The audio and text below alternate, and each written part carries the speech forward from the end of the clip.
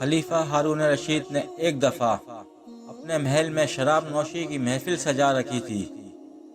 وزراء اور امیر بیٹھے تھے کہ بہلول بھی وہاں آ پہنچا۔ اس نے بادشاہ کی حرکتوں کو خاموش نگاہوں سے دیکھا تو ہارون رشید کو اس کی نصیحتیں یاد آ گئی۔ نشے کے ترنگ میں اس نے سوچا کہ اس سے پہلے کہ بہلول کوئی ایسی بات کر دے جس سے میرا سر جھک جائے، وہ خود پہل یہاں کرے۔ اس نے بہلول سے کہا کہ بہلول، میرے ایک سوال کا جواب دو گے؟ بہلول نے کہا، جی ہاں حضور۔ ہارون رشید نے سوال کیا کہ بہلول، یہ بتاؤ کہ اگر کوئی شخص انگور کھا رہا ہو تو کیا وہ حرام ہے؟ بہلول نے جواب دیا کہ بالکل نہیں۔ ہارون نے کہا کہ اگر وہ انگور کھا کر پانی پی لے تو؟ جواب دیا کہ جناب کوئی حرج نہیں ہے۔ ہارون نے آگے کہا کہ اب یہی شخص انگور کھا کے اور پانی پی کر اس کے بعد دھوپ میں بیٹھ جائے تو پھر؟ بہلول نے جواب دیا کہ محترم کوئی مذائقہ نہیں ہے، جتنی دیر چاہے بیٹھے۔ پھر آگے فرمایا کہ تو پھر بہلول تم خود ہی بتاؤ کہ یہی انگور اور پانی کچھ عرصہ دھوپ میں رکھ دیے جائیں تو حرام کیوں ہو جاتے ہیں؟ ہارون رشید نے بڑے فخر کے ساتھ اپنا فلسفہ بیان کیا۔ بہلول نے ہارون سے کہا کہ اگر اجازت ہو تو میں چند سوالات آپ سے کروں؟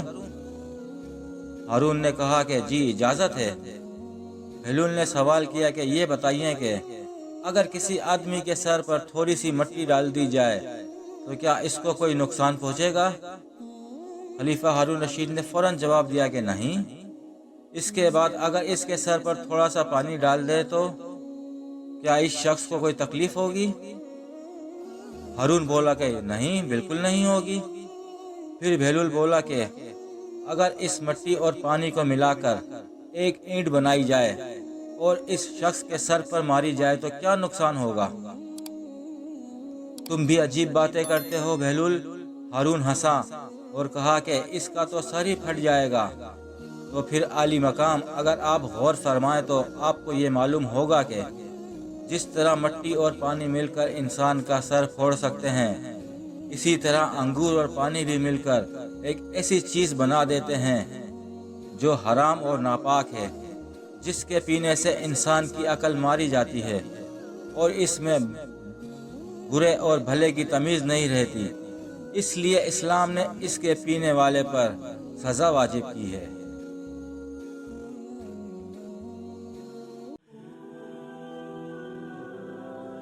بغداد کے ایک بڑے بازار میں ایک فقیر نان بائی کی دکان کے سامنے سے گزر رہا تھا۔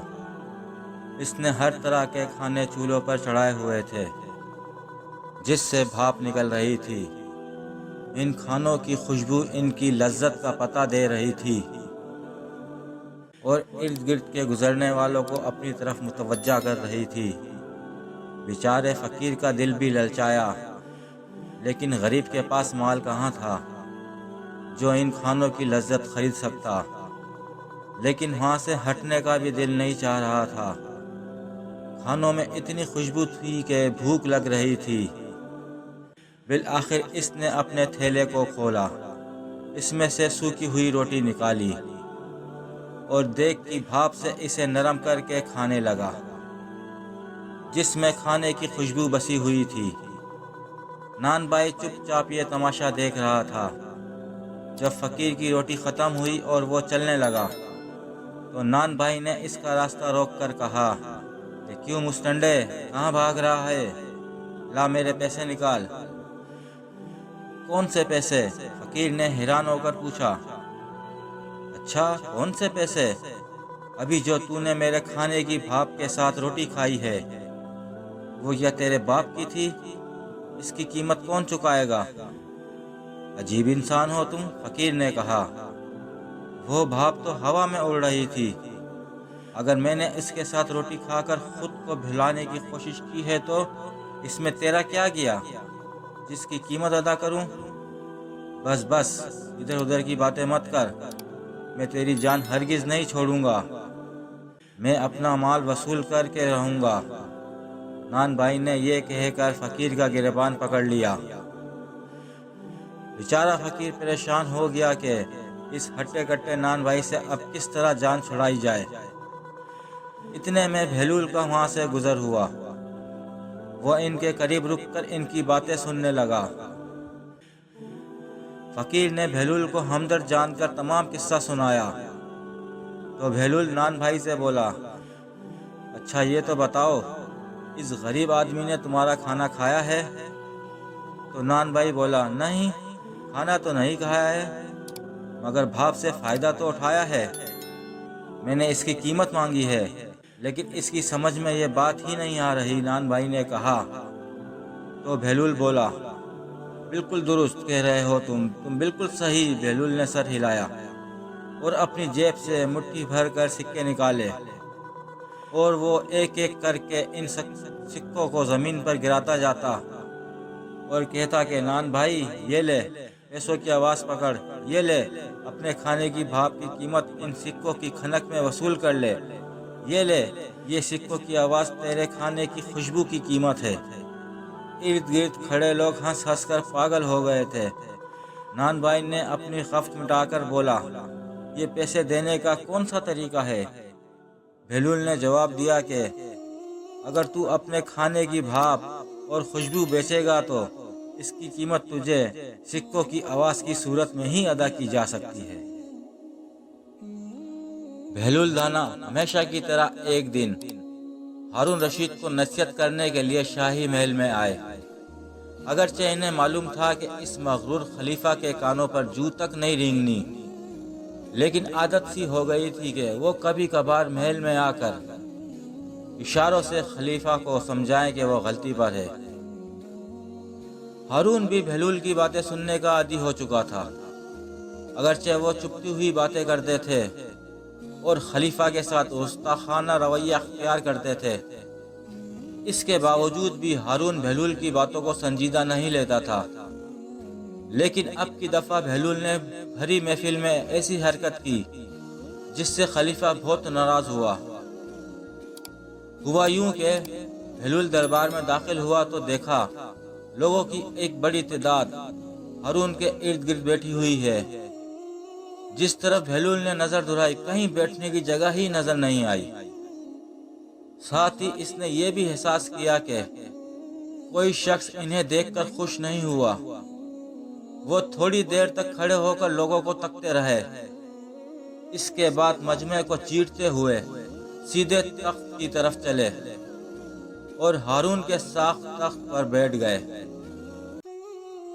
دربار میں بیٹھے ہوئے خوش آمدی لوگ چیخنے چلانے لگے کہ یہ کیسی حرکت ہے، یقیناً بہلول دیوانہ ہو گیا ہے۔ ابھی تک کسی نے خلیفہ کی اس طرح سے بے احترامی نہیں کی تھی۔ ہارون لوگوں کی باتیں سن کر بہلول کی طرف غصے سے دیکھنے لگا، لیکن بہلول ٹس سے مس نہیں ہوا۔ ان کے لبوں پر ایک ملائم مسکراہٹ تھی۔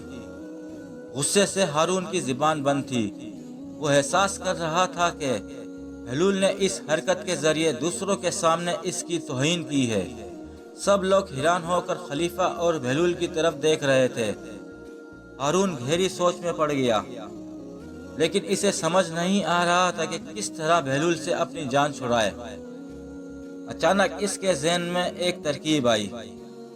وہ ایک مصنوعی مسکراہٹ کے ساتھ بہلول کی طرف دیکھ کر بولا، اب جب تم تکلیف کر کے ہم سے ملنے آئی ہو تو میں تم سے ایک سوال کرنا چاہتا ہوں۔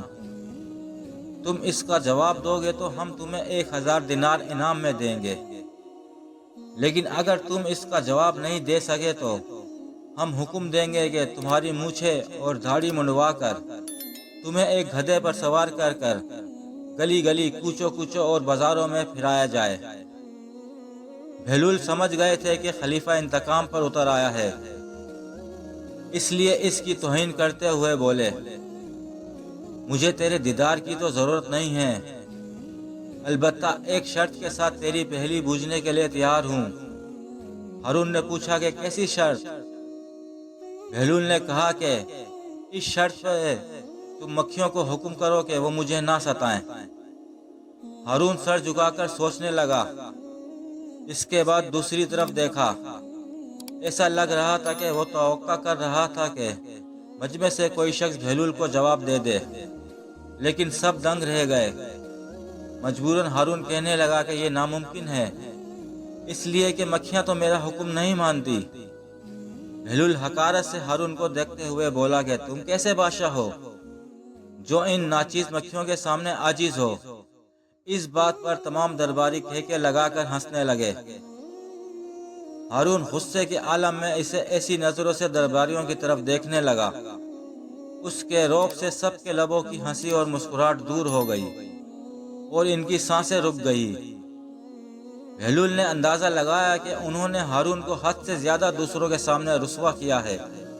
اس کے بعد بہلول نے یہ ارادہ کیا کہ ہارون کی دلجوئی کرے اور اس کے غصے کو ٹھنڈا کرے۔ انہوں نے ہارون سے کہا کہ اب اپنی پہلی پوچھو، میں کسی شرط کے بغیر اس کو بوجھنے کے لیے تیار ہوں۔ ہارون نے کہا کہ اگر تم نہیں بتا سکے تو وہی سزا دوں گا جو میں نے پہلے کہی تھی۔ اب یہ بتاؤ کہ وہ کون سا درخت ہے جس کی عمر 1 سال ہے اور 12 شاخیں ہیں، ان میں سے ہر ایک شاخ پر 30 پتے ہیں، ان پتوں کا ایک رخ روشن ہے اور دوسرا کالا ہے۔ بہلول سوچ میں پڑ گیا۔ انہوں نے بعض لوگوں کو یہ کہتے ہوئے سنا کہ یہ کیسا سوال ہے، بہلول تو اس کا جواب نہیں دے پائے گا، اس کو سزا ضرور ملے گی۔ خلیفہ ہارون رشید فاتحانہ انداز میں مسکراتے ہوئے بولے، اگر جواب نہیں دے سکتے ہو تو دیر مت کرو اور سزا کے لیے تیار ہو جاؤ۔ خلیفہ نے کارندوں کو حکم دیا کہ بہلول کی داڑھی مونچھ منڈوا کر اور گدھے میں بٹھا کر گلی کوچوں میں پھرایا جائے۔ بہلول خلیفہ کی بات کاٹتے ہوئے بولا، یہ درخت سال ہے اور 12 ٹہنیاں اس کے 12 مہینے ہیں اور 30 پتے مہینے کے دن ہیں، جن کا اجلا رخ دن کا اور کالا رات کا ہے۔ جواب سن کر مجمع میں سے شاباش شاباش کی آوازیں گونجنے لگی۔ سب خوش ہو کر بہلول کو داد دینے لگے، لیکن خلیفہ ہارون رشید خاموش رہا۔ خلیفہ کا منہ لٹک گیا تھا اور اس کے چہرے پر شکست کے آثار نمایاں تھے۔